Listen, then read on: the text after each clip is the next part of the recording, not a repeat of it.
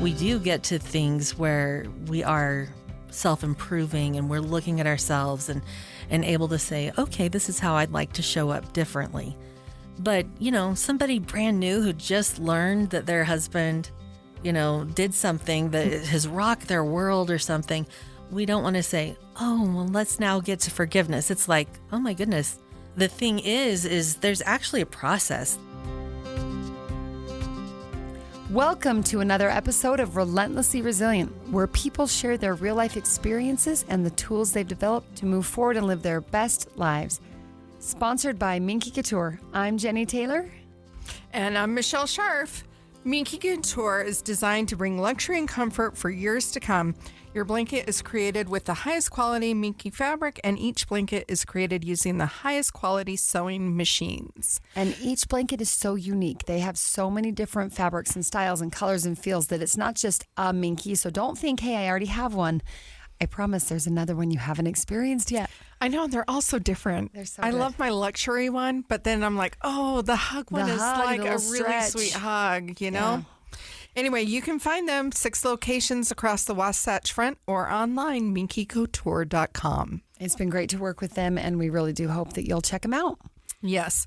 Well, today we have in studio with us one of our listeners who decided... Which is always one of my favorite times. I love that. Thank you, Jenny. Our podcast is growing and that our listeners are reaching out and they're like, hey, I have got a story to tell and I want to share mine as well. Yeah. So today we have with us Jeni Brockbank. And Jeni, tell us a little bit about you. And Yeah.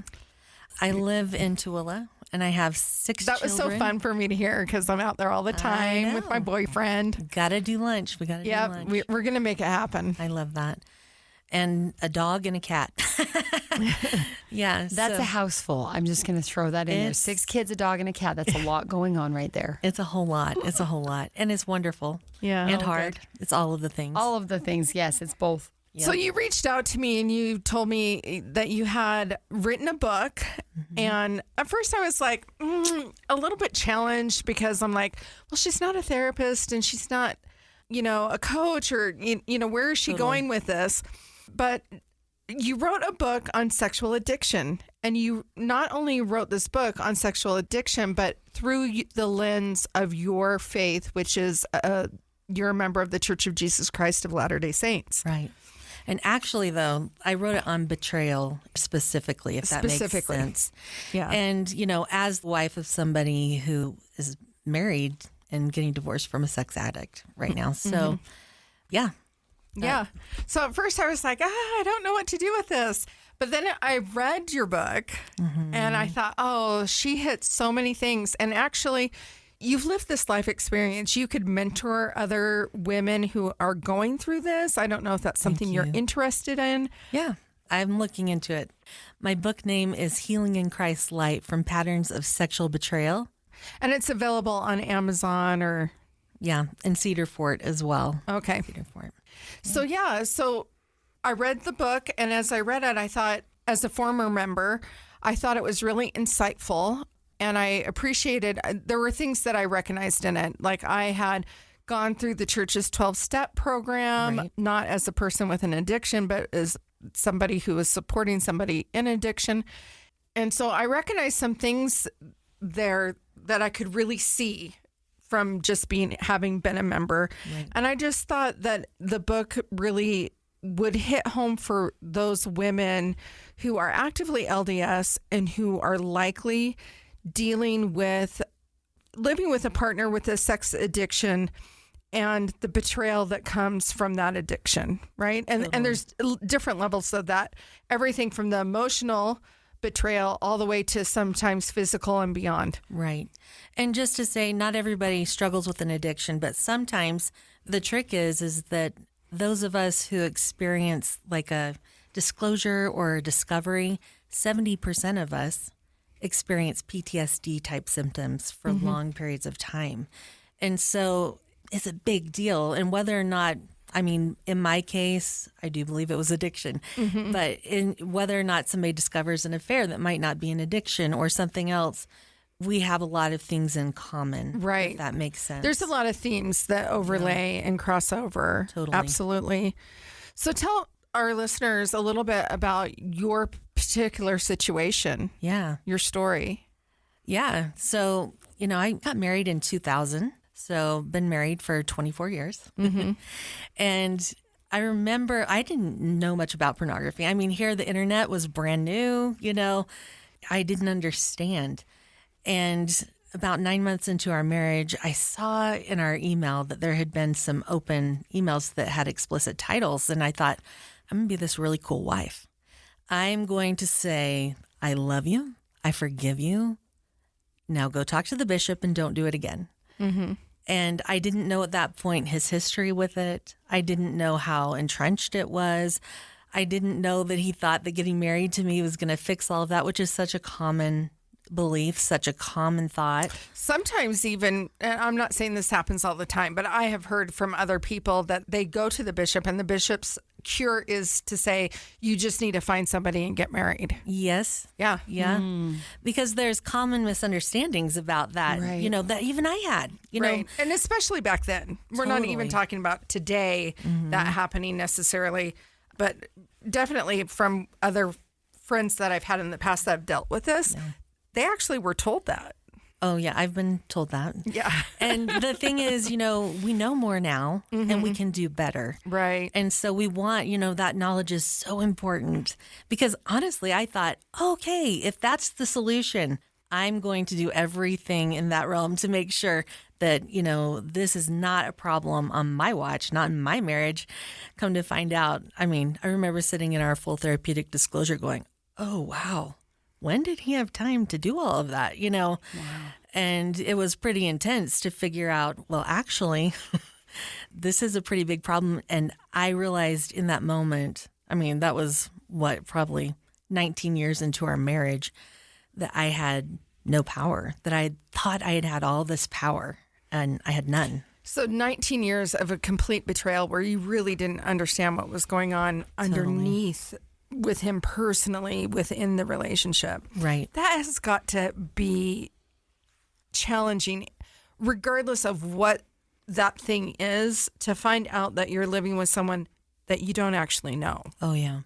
Yeah, the double life is really distressing.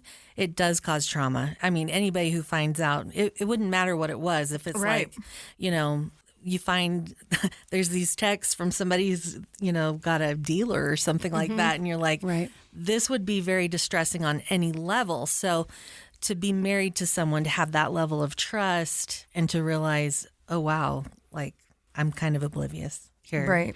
as to what the foundation of all of this is. So I'm Yeah. curious, can you tell us kind of what happened around that 19-year period that was different from that early discovery, less than a year into the marriage? Yeah. Well, basically, I would find things here and there, and I would discover some kind of little thing. And at least to me at the time, it was little. Looking back, it was more of a red flag than what I realized. But I would say, I feel like I just saw a mouse. And when you see a mouse and there's a ton in the walls or something, and he would say, no. This is just, the one time I just made this one mistake. And I really did kind of want to believe that so badly. It's like we have all of these children.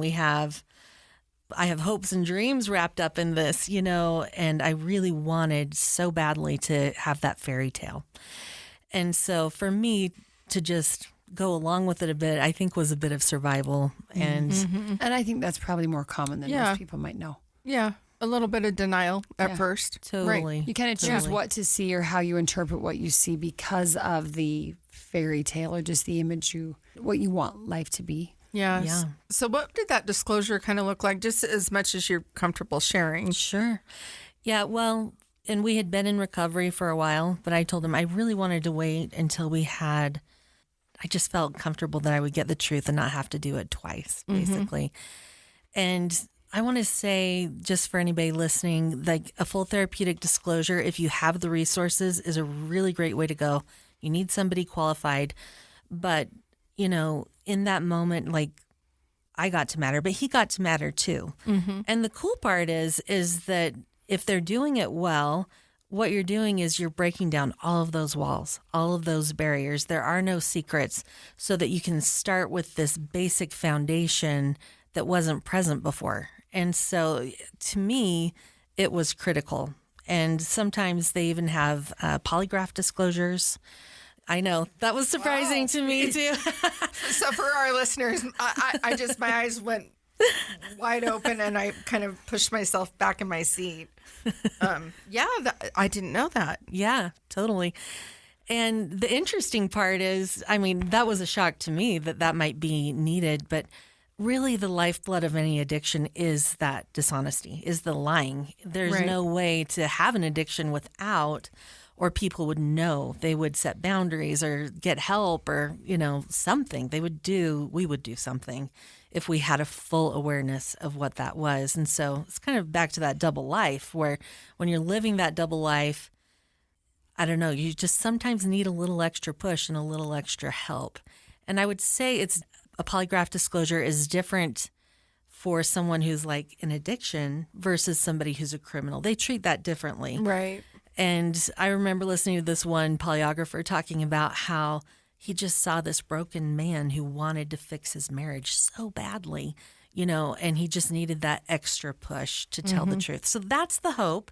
And I have heard from people that when you do that, sometimes it does give this extra incentive to not keep things back. So I'm not saying it's always the best fit or everybody's fit. But I would imagine for the partner, like if I was in a relationship and I had learned that there was such dishonesty and if there was any reason that I'd want to stay, I couldn't do it unless there was a full disclosure, right? I would have to know that we were starting back on an honest footing, even if, I've dated for a long time and I've told every guy I've ever dated, look, I can deal with the truth. Right. I do not do well with dishonesty. Totally. And I think most people are like that. Yeah. I'm just way up front about it because as soon as I spot it, I'm out. Yeah. Well, and there's wisdom really in figuring out, if you have truth or not, because you can make decisions accordingly. Right. And so it is tricky when you don't have the truth. You are living a lie that you're not aware you're living, and then and it's really like unfair. Ripped off. Yeah, it's absolutely unfair. It's unfair of the person that's living this double life to ensnare somebody else who is now taking part in something that they don't really understand or know about. Right. It is. Mm-hmm. It is.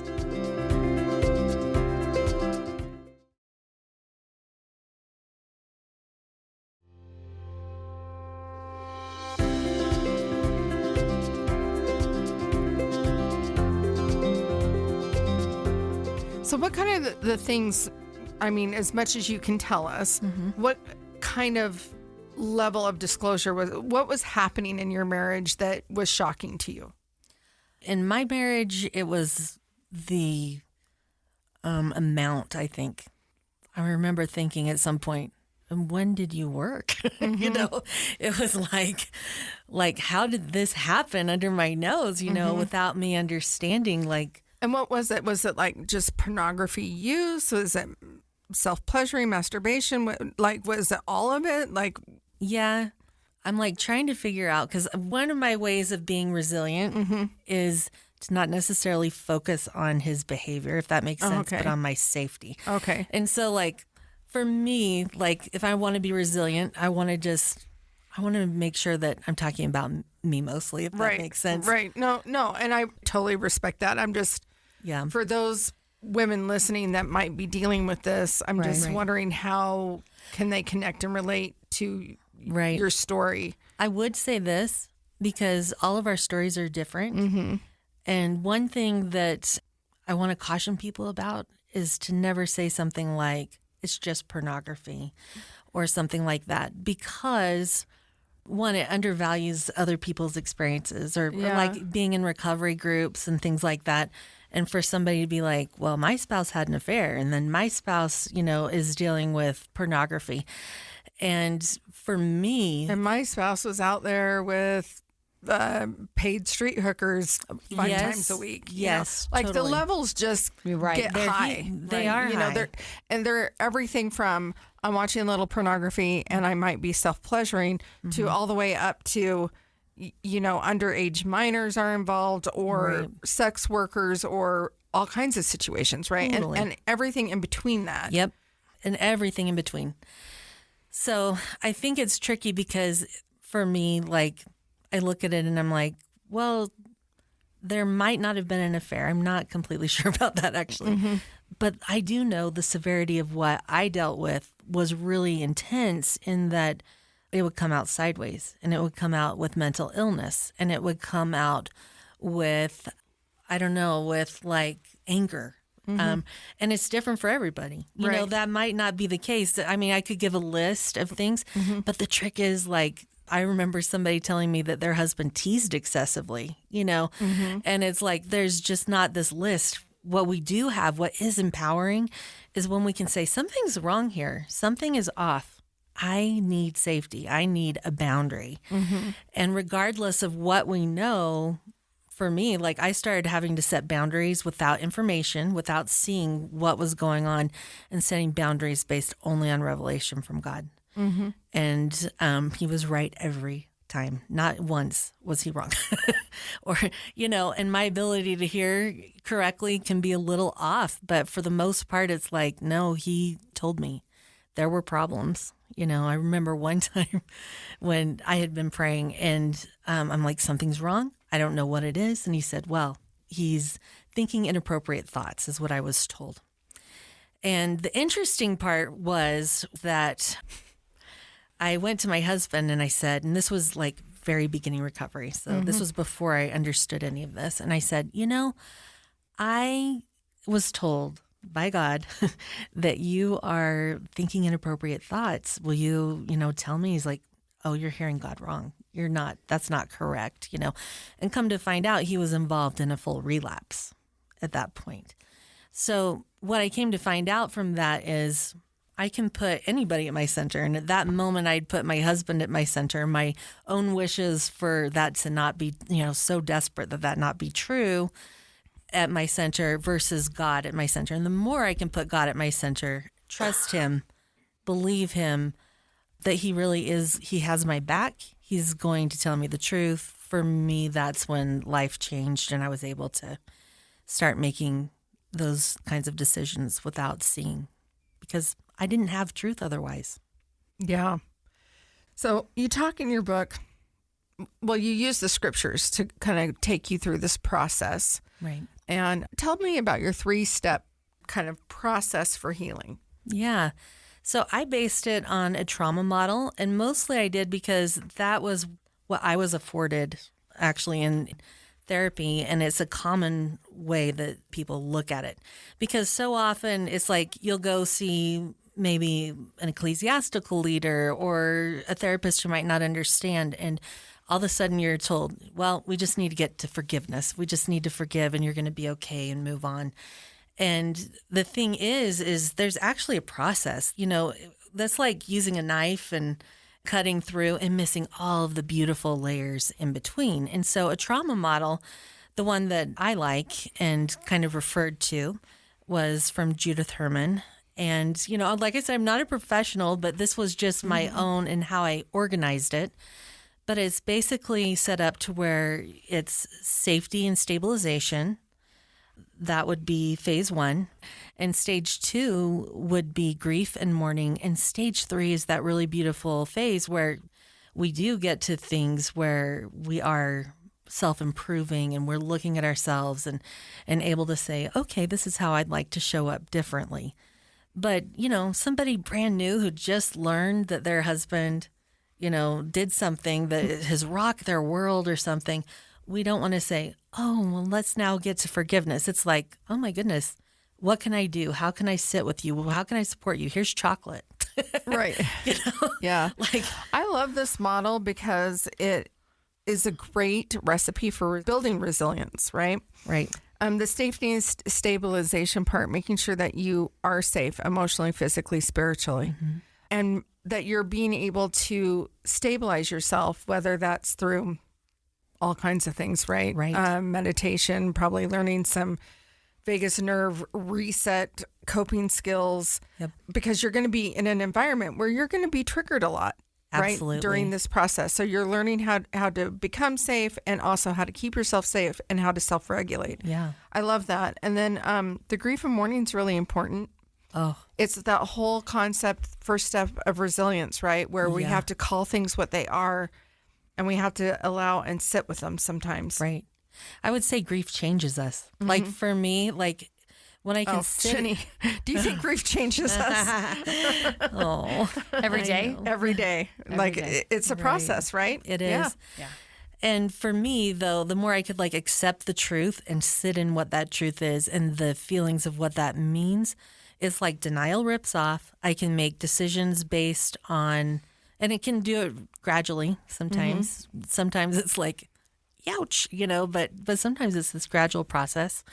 But I can make decisions more based on truth, on being grounded, on being connected with God, on really beautiful principles and from a healthy place instead of, and the trick is too, we don't want to get stuck in it. Yeah. And so it's like, how do you shift in and out and in and out? Yeah. And so that And it we're- is a process, right? So that third step being self-awareness, it is taking those first two steps and realizing, okay, how did I participate in this and how will I choose to participate in the future or not participate at all? And how am I going to set up boundaries around that to make sure that this doesn't happen again? right?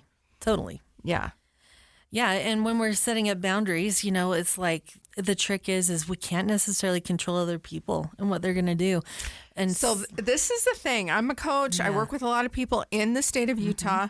Currently, most of my clients are from Utah. I find it really interesting. Boundaries comes up over and over Oh, and totally. over and over again. I recommend a couple different books to my client base to work on to help them with it.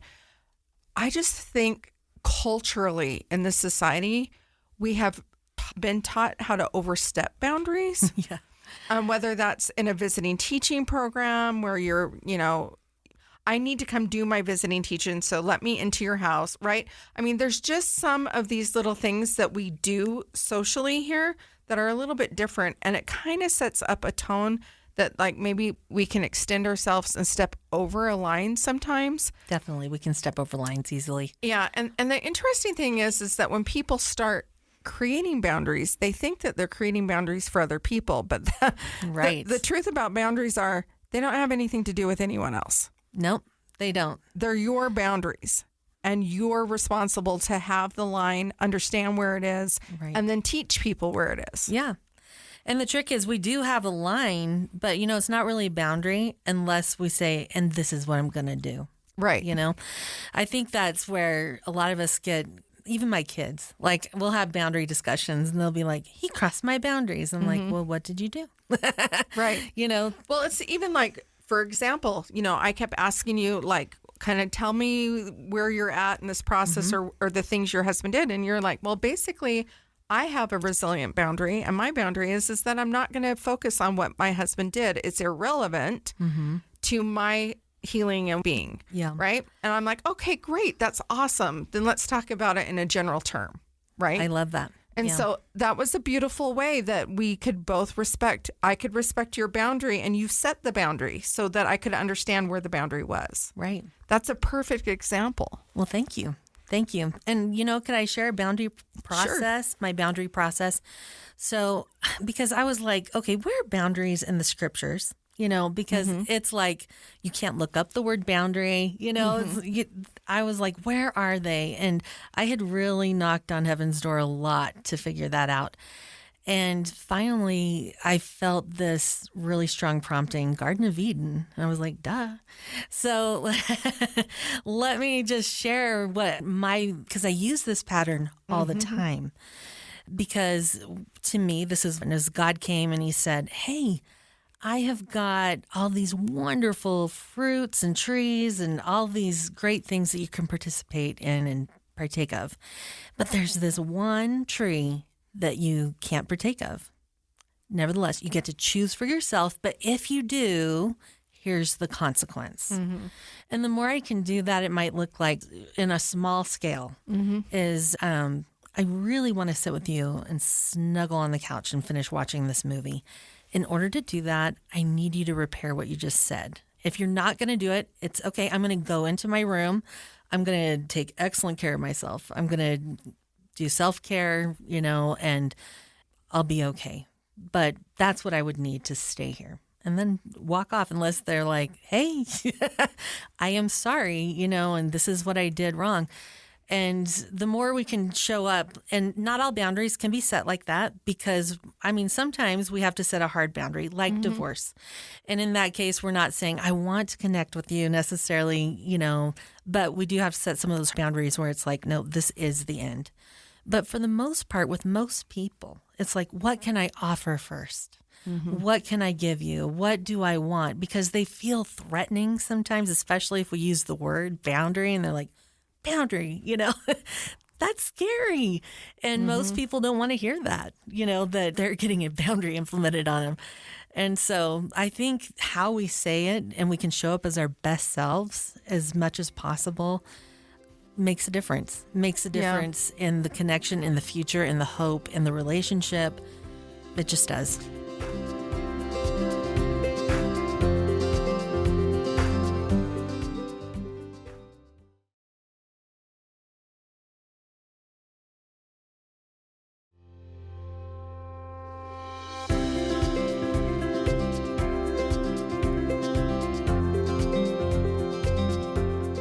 I think you're right. I think that for other people to hear like, hey, I have this boundary can be off-putting, right? Right.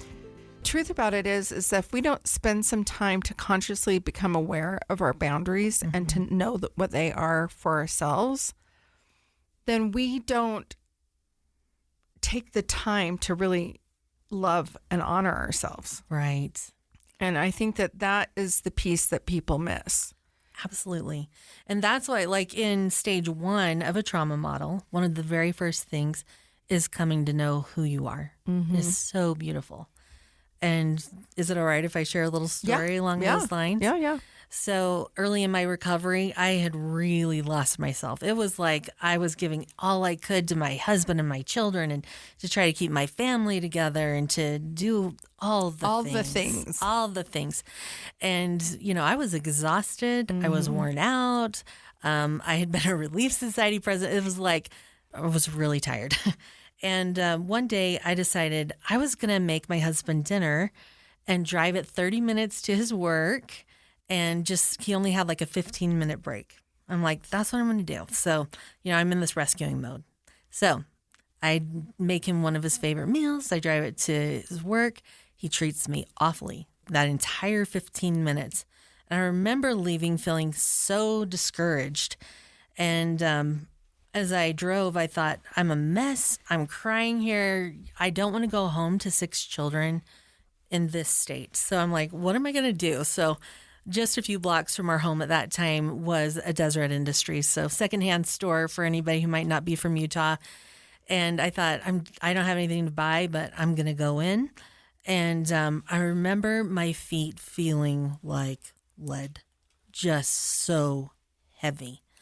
And as I was walking, and I remember standing, I'm just walking for no apparent reason, and I remember standing by secondhand nightgowns. And I remember thinking, this is it. I'm going to sit down right here in Deseret Industries, sob my eyes out, and people are going to think I'm nuts. And then it's like this other shoulder angel came up and was like, no, you can't do that. People are really going to think you're nuts, And I took a step for courage. And as soon as I took that step, this thought came into my mind that it was not my own. And I said, I like red. And I sat there going, red is my favorite color. That's so weird.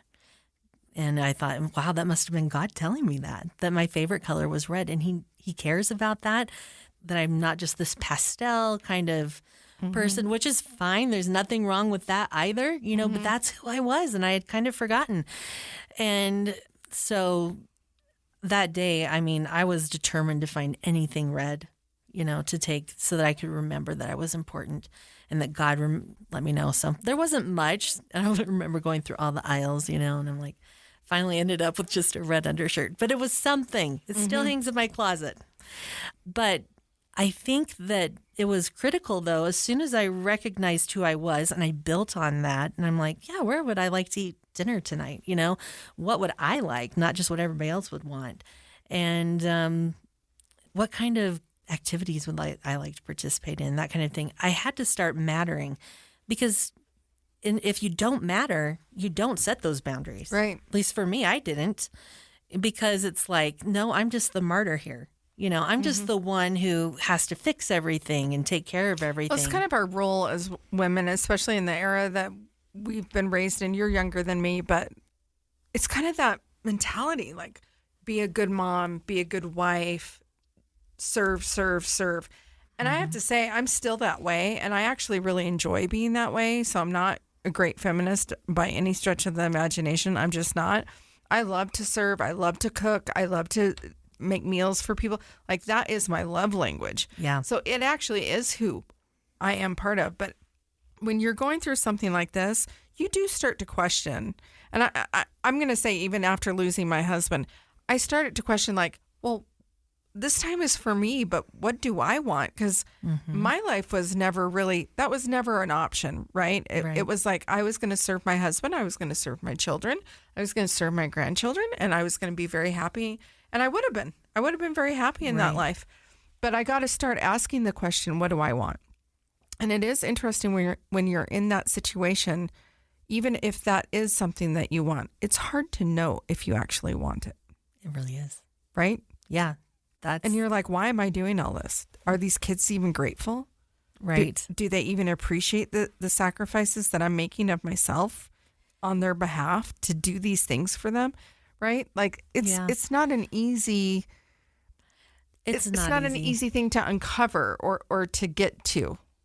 It's not easy, and at that point too, like it's still this work in progress, Right. But it's like, I'm hoping that all of those efforts lead to something really beautiful, and come to find out, sometimes, I mean, I love to serve like you. Like, I loved hearing you talk about that. I'm like, yes, that's me.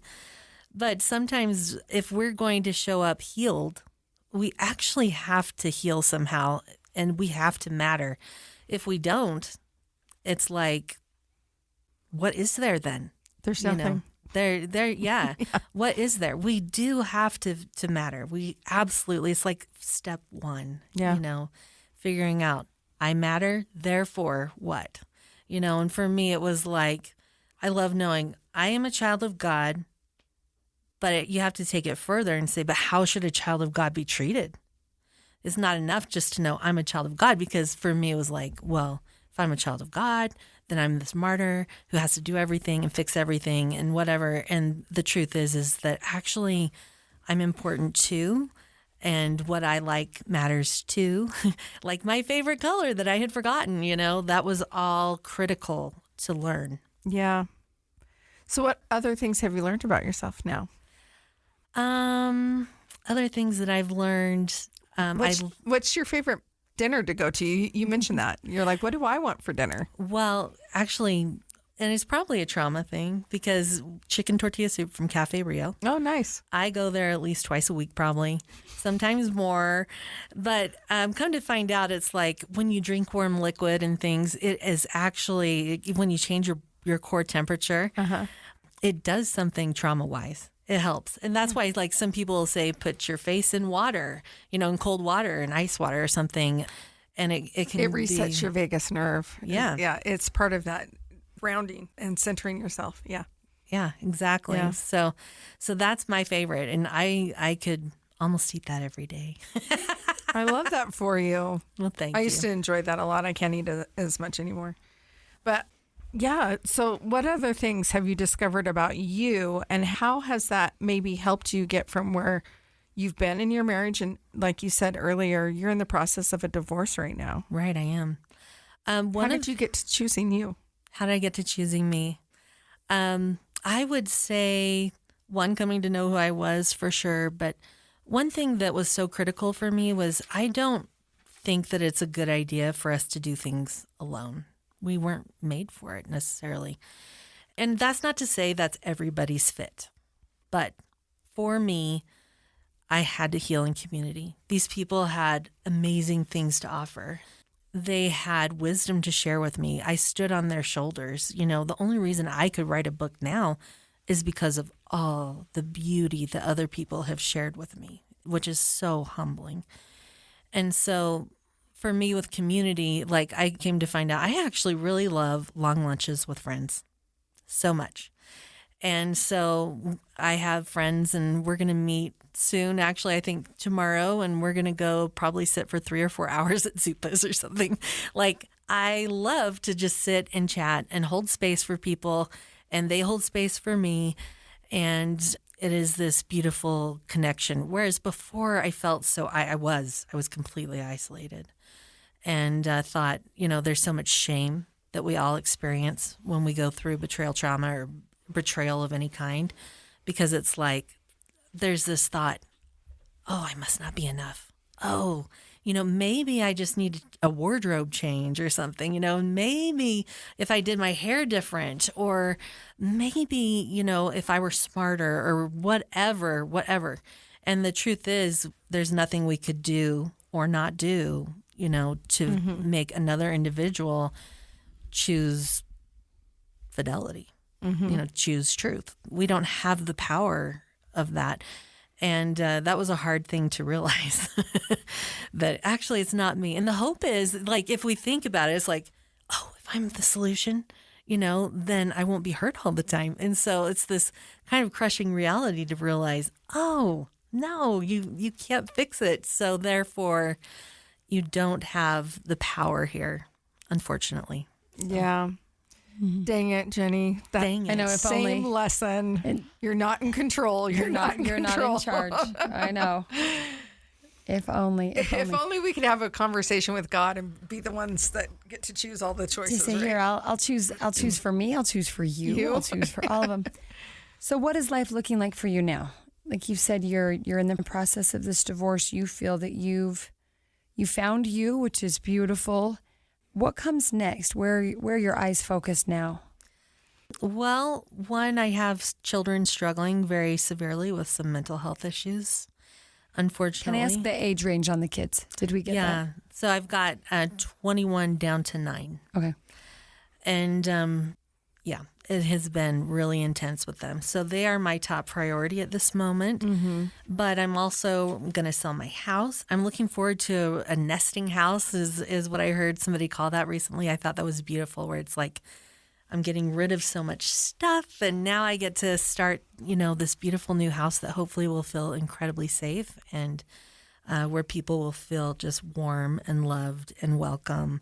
And I'm hoping it'll be a good healing place for me and my children. But I also want to be a therapist for betrayal trauma and possibly sex addiction. I feel like there's some things in there. I'd love to be part of the research in it, because we have like certified sex addiction therapists and who do great work. And we have APSATs who does beautiful work with betrayed spouses. But I would love it if both sides understood the other better.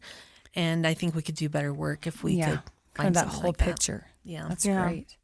That's great. And I have to say, I really loved reading your book. It was engaging. It was interesting. A lot of times books are not that well written. You did a really good job with it. Thank you. It's a God thing. Yeah. Yeah, I'm sure that God helped you write that book. So before we end entirely, I want to hit on chapter 8 about finding your voice. And you and I, when we talked, you're like, oh my gosh, we kind of hit and had a 30-minute conversation. We don't have that long to go over all of that. But talk to me about chapter 8 in your book, where it's really about finding your voice and also finding your community, right? Yeah, it is. Yeah, I would say one of the hardest things about betrayal trauma is that it's new. We're like pioneers in this. People didn't understand what it was. We had, we're all just brand new, getting our feet wet. And so what happens... Well, betrayal's been around since the beginning of relationships. Yes. However, the Internet of Things has... And how open we are about it. I think for generations, maybe we've just kind of quietly sat on it. Right. Yeah. That maybe that shame, or that I was responsible, or it's just taboo to say that I have a problem or an issue, or my husband has a problem or an issue. So I think that's true with the mental health world in general. Like I've said before, my father died by suicide in the 90s. We never said the word suicide. So it's not that suicide wasn't around. Not that betrayal is brand new to the 21st Right. century. It's not. No, but it's a whole nother level now, It's a right? whole nother level, and we're learning a lot. That's the thing. We have new studies coming out. We're understanding more. We're getting rid of things like a codependent model, that kind of thing that can actually feel damaging to those in it. But where it was like the standard of care back in the day. And so the trick is we still have lots of education that needs to be caught up, both with that and with like sexual promiscuity and things. And so, and how that affects people. And so the trick is that as we're pioneering better ways to help people through it, which is probably a better way to say that. And you're right. Yeah, of course, it's not new to have affairs or, things like that. But as we're navigating these better ways to help people, there are these gaps in what people are understanding. And that comes too from those who are helping us. And the thing is, they're doing their very best. And it's tricky for those of us who are going to need to maybe go speak with a bishop or something or another clergy, for any other religion, and to sit in that office and to sometimes get advice like, you should have more sex or you should read your scriptures more often, where it's on the onus of the person saying, I'm struggling with my partner who's creating these feelings within me of inadequacy or not being loved or not being enough. And then to be told from that person, you need to read your scriptures, you need to pray more often, as if this person even knows the frequency of those prayers in the first place. Totally. Right? And if anybody's listening and just heard that, I just want to say, like, I was the family who did all the things, who did the family scripture study and the prayer and, family home evening and attended the temple, and I still work towards those things for sure. But the trick is that, yes, there's this misunderstanding. Oh, if this family's struggling, they must all not be doing things. And the truth is actually one partner can be not doing the things, and it's not necessarily everybody making mistakes. And so the more we learn about it, the better we can do. But meanwhile, there is this gap. And we, like in my religion, it's a lay clergy. And so they're not trained. And so for me, I had to come to this place where I was able to use my voice in such situations where unintentional harm was being caused, but in ways that felt both honoring to me, but still where it was like, but you know what? I'm really not I'm not trying to be rebellious in saying this. I'm trying to be genuine, and maybe hopefully help somebody else who's coming in the future to understand better so that this is not perpetuated.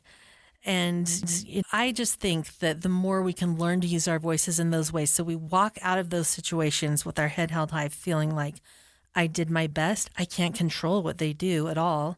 That's not the point, but I used my voice and therefore I feel good with God. I feel like I did what I could.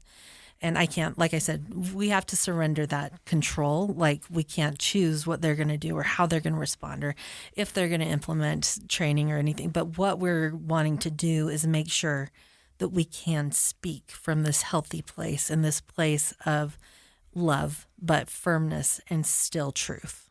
Yeah. Well, that's really great. And to be, I just want to throw in to be okay with God and okay with yourself. Yeah. Because I think sometimes we either do one at the expense of the other or we confuse one with the other. Oh, definitely. And so there's that same shame or guilt where we've probably been okay with God a lot longer than we've felt okay with ourselves. For sure. You know what I mean? For sure. But how we interpret that. Yeah. Well, Jeni, thank you for coming in today. Thank you for sharing your wisdom. Thank you for having me. Yeah. And your book, tell us the name of your book again. Healing in Christ's Light from Patterns of Sexual Betrayal. And you can find that on Amazon or at Cedar Fort. Okay. And it's healingInChristLight.com. Okay. Well, thank you so much for coming in today. We really appreciate having you here. And for those of you listening, Jeni was a listener just like you, and she had a story to share. And you may not have written a book. Maybe your story, you think maybe it's not as dramatic or traumatic as some of the ones you've heard on here. don't second guess yourself. If you think you have a story to share, I promise you there's another listener out there that needs to hear it. Absolutely. So if you've enjoyed what you've heard today, please subscribe and also hit like wherever you're listening to us. If you hit subscribe, you'll be updated every week when a new episode drops. We would be so grateful if you'd give us a rating and a review. It helps us to be found in the podcast world. And you can reach out to us either by going to our Facebook page at Relentlessly Resilient or on Instagram at Relentlessly Resilient Podcast. There's a Calendly link and you can sign up to meet with me. And I would love the opportunity to hear your story and see if it's a good fit and let us know what resilience means to you. Thanks to our producer, Kellyanne Halverson, and to our amazing sponsor, Minky. And remember, whatever you do today, remember to be kind. You have no idea the struggles other people are dealing with in their lives. Thank you. Great day.